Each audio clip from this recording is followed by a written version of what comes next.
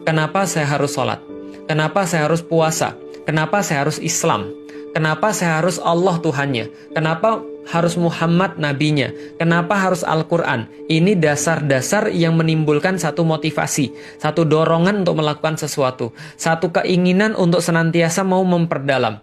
Maka kalau ada orang yang dia mempelajari what and how, tapi gagal untuk mempelajari why, maka muncul orang-orang yang tahu tentang bagaimana tata cara beribadah, tahu persis bagaimana ibadah itu seharusnya, tahu persis apa itu ibadah, tapi mereka tidak mau melaksanakan ibadah.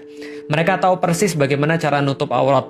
Mereka bisa menyebutkan dalil-dalilnya. Mereka tahu cara untuk nutup aurat, tapi mereka nggak mau nutup aurat. Kenapa? Karena mereka nggak punya jawaban dari pertanyaan why. Kenapa aku harus tutup aurat?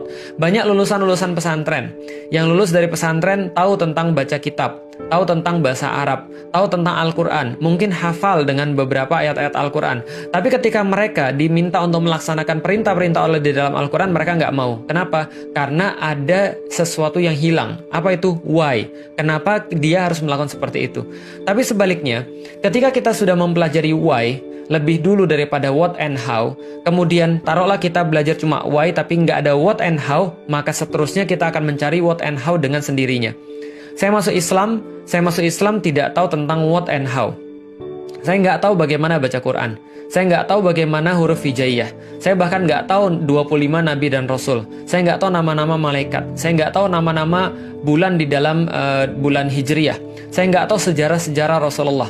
Tapi yang saya punya apa? Yang saya punya why. Kenapa saya masuk Islam? Ketika saya punya why, motivasi itu, maka yang saya lakukan adalah saya cari siapa yang bisa ngajarin saya. Saya cari bagaimana cara yang bisa membaca Al-Quran. Saya cari tahu bagaimana cara bisa menghafalkan Al-Quran dan seterusnya.